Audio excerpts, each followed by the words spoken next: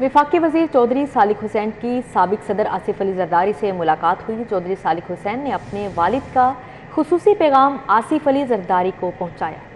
चौधरी सालिक हुसैन साबिक सदर से मुशावरत के बाद बिलावल हाउस से रवाना हो गए। चौधरी सालिक हुसैन की आसिफ अली जरदारी से मुलाकात 45 मिनट तक जारी रही। आपको बताते चलें कि वफाकी वज़ीर चौधरी सालिक हुसैन की साबिक सदर आसिफ अली जरदारी से मुलाकात हुई है। इस मुलाकात का अहवाल जानते हैं अपने नुमाइंदे। जी बताइएगा।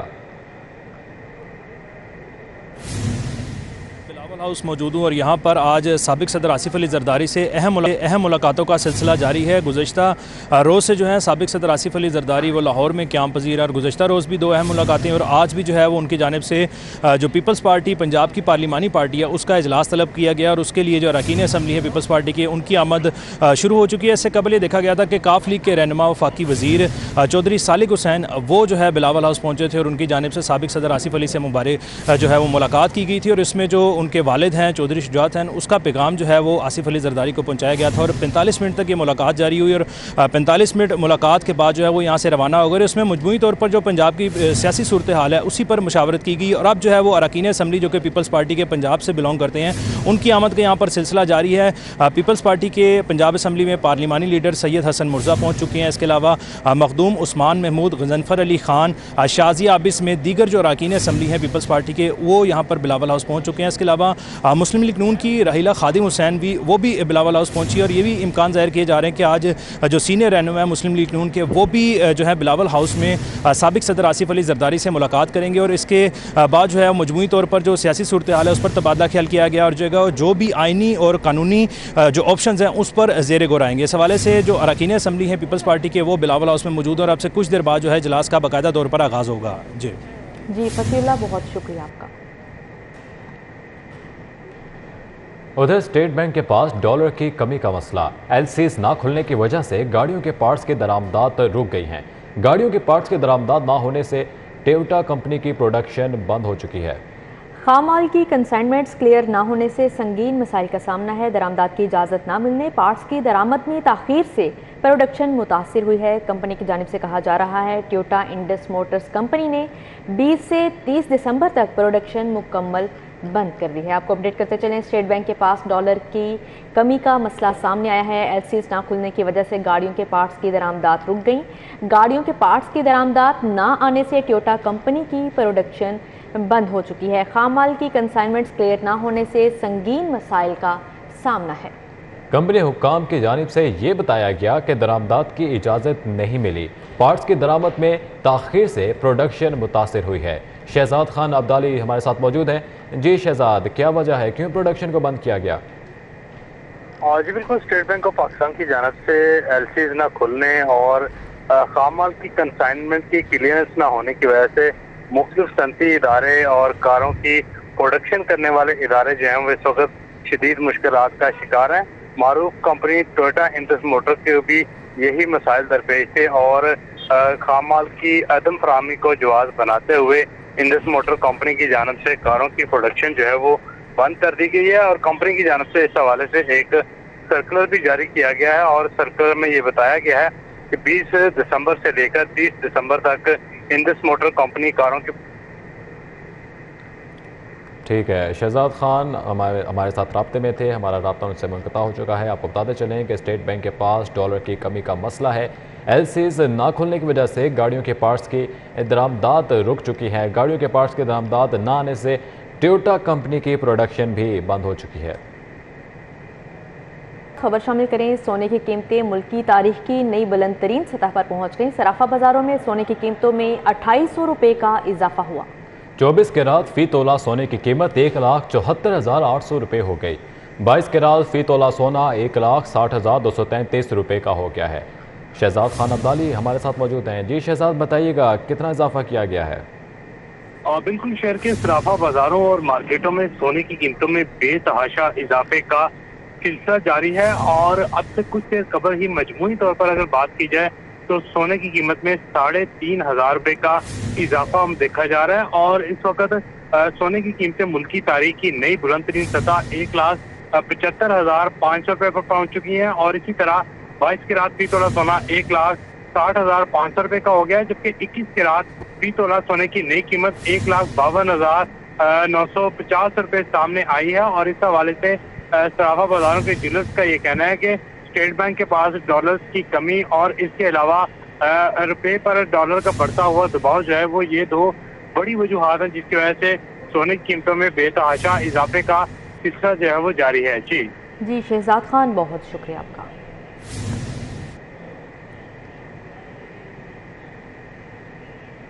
मेरे सीने में भी बहुत से राज दफन हैं, लेकिन ये वक्त बात करने के लिए मुनासिब नहीं है।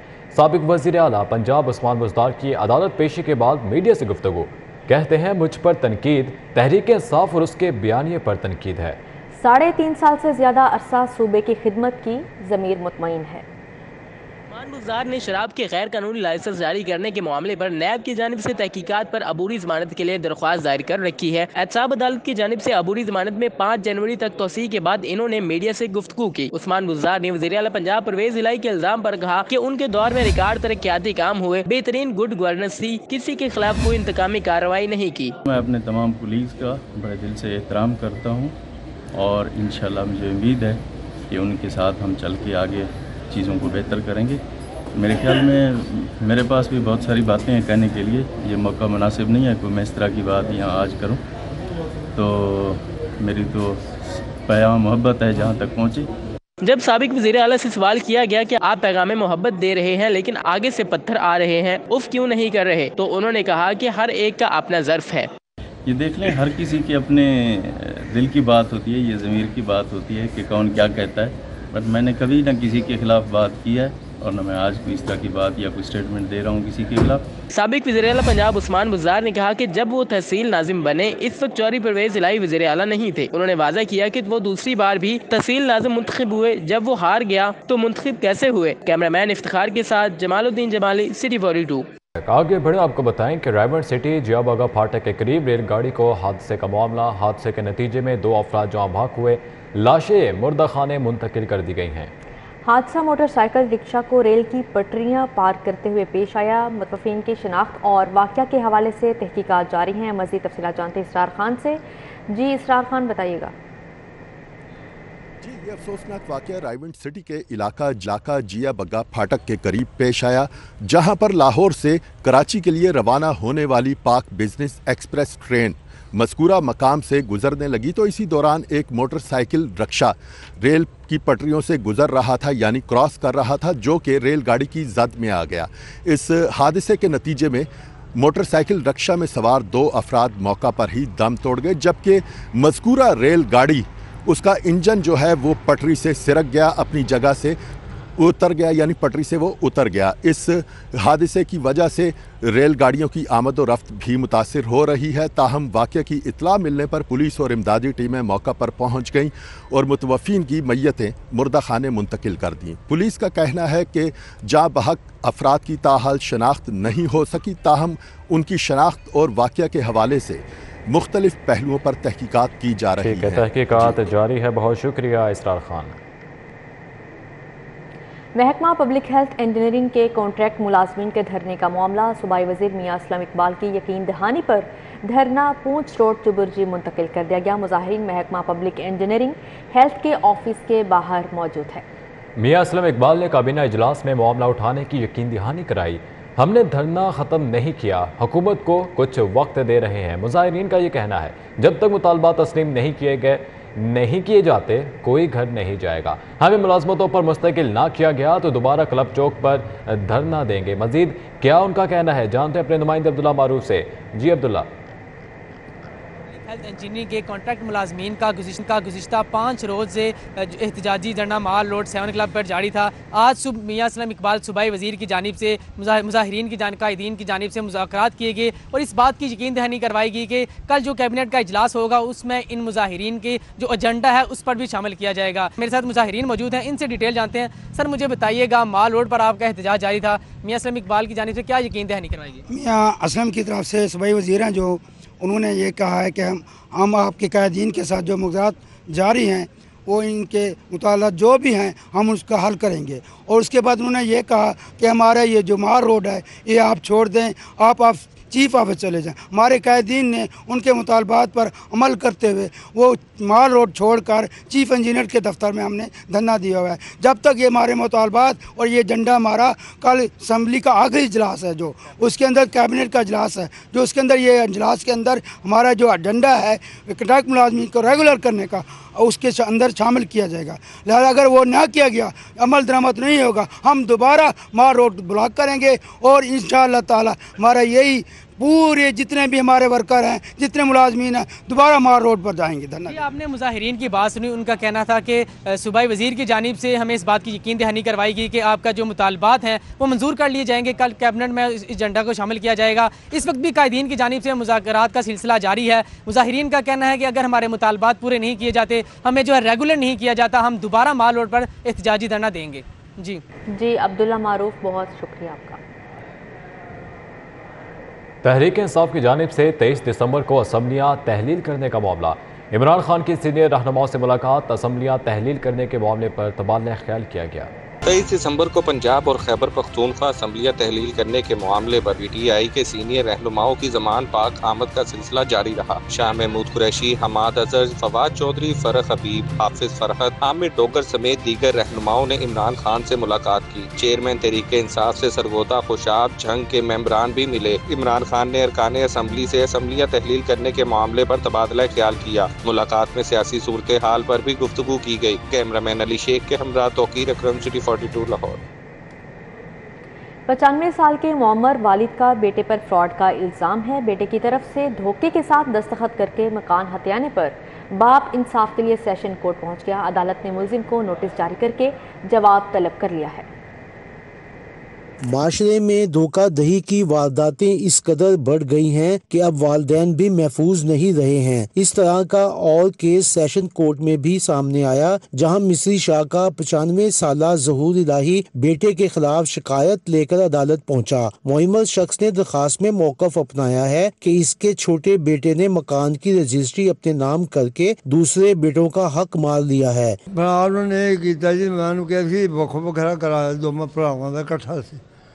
ਤੇ ਉਹ ਲੈ ਕੇ ਜੀ ਆਪਣਾ ਨਾ ਕਰਾ ਲਿਆ ਤੇ ਗੱਡ ਸੀ ਮੇਰੀ ਉਹ ਵੇਚ ਕੇ 7,500 ਦੀ ਉਹ ਵੀ ਰੁਪਈਆ ਖਾ ਗਿਆ। बड़ा रुपया खाता जी उन्हें इतना की मुअम्मर शख्स अपने बड़े बेटे सज्जाद के सहारे सिविल जज हमेरा नवाज की अदालत में पेश हुआ। सज्जाद का कहना है कि छोटे भाई ने वरासती मकान पर जाल साजी से कब्जा कर लिया। वकील फरिया का कहना है कि मुअम्मर शख्स को इल्म ही नहीं था कि इससे दस्तखत कहाँ कराए जा रहे हैं। इनके बेटे ने गलत रजिस्ट्रियाँ, इनसे जाली रजिस्ट्रियाँ तैयार करवा के इनकी प्रॉपर्टी अपने नाम करवा लिया है और अब वो इनको धमकियाँ वगैरह दे रहा है, जिसलिए ये अब यहाँ पे हमारे पास आए हैं अपनी केस के लिए, जो कि हमारा नवाज साहिबा के पास केस लगा हुआ है 21 जनवरी 2023 का। सिविल जज हमेरा नवाज ने मुअम्मर शख्स के बयान के बाद इसके बेटे इफ्तिखार को 21 जनवरी को तलबी का नोटिस जारी कर दिया है। कैमरामैन इमरान सदीकी के साथ Shaheen Atiq, city 42।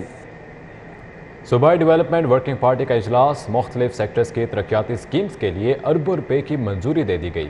Chairman planning and development board Abdullah Khan Sumbul की ज़ेर सदारत इजलास में मुख्तलिफ सेक्टर्स की 9 तरक्याती स्कीम्स के लिए बजट मंजूर किया गया। मजमूई तौर पर 18 अरब 76 करोड़ 73 लाख 38 हज़ार रुपये की मंजूरी दी गई। लाहौर में मुख्तलिफ मुकामात पर ओवरहेड पेडेस्ट्रियन क्रॉसिंग की सहूलियात की फ्राहमी के लिए 87 करोड़ 25 लाख 16 हज़ार रुपये की मंजूरी दी गई है। सगिया रोड की बेहतरी बहाली के लिए 5 अरब 30 करोड़ 44 लाख 65 हज़ार रुपये की मंजूरी दी गई। लाहौर रिंग रोड से कसूर बाईपास बरास्ता, लद्दे की रावखानवाला और गखर विलेज रोड की तामीर के लिए 7 अरब से ज़ायद की मंजूरी दी गई, जबकि ज़मीन के हसूल के लिए 1 अरब 79 करोड़ 15 लाख 42 हज़ार की मंजूरी दे दी गई है।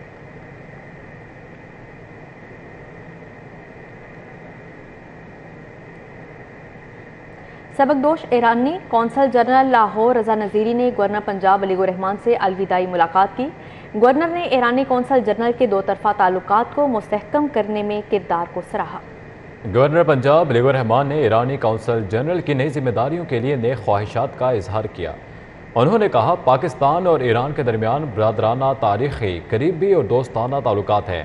सबकदोश ईरानी कौंसल जनरल लाहौर रजा नज़ीरी ने कहा, ईरान कुदरती वसाइल से माला माल है। पाकिस्तान के साथ तिजारती ताल्लुकात को मज़ीद फ़रोग़ दिया जाएगा।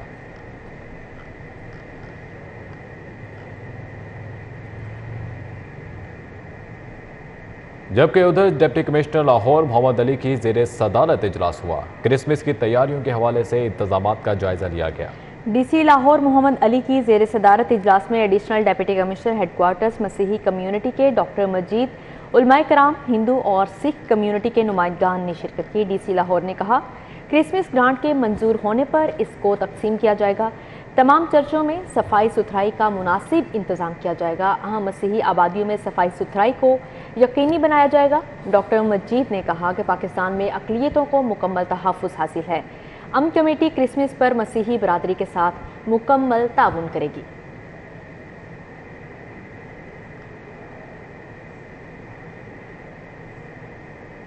यूनिवर्सिटी ऑफ सेंट्रल पंजाब का 25वां convocation CEO Net Sol Technology Salim Ghauri ने ख़ुसूसी शिरकत की।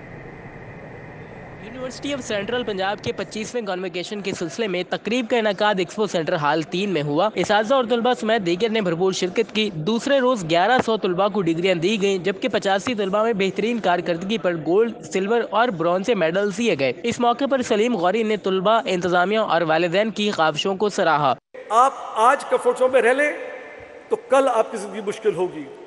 अगर आज आप अपने आप को कंफर्ट जोन से निकाल लेंगे तो आपकी जिंदगी बेहतर होगी फ्यूचर में। तकरीब में पंजाब ग्रुप के executive director Sohail Afzal, university of Central Punjab के प्रोरेक्टर डॉक्टर नसर इकराम ने भी शिरकत की। तलबा ने कहा, 4 साल की मेहनत के बाद डिग्रियां मिल रही हैं। आज का दिन कामयाबी का दिन है।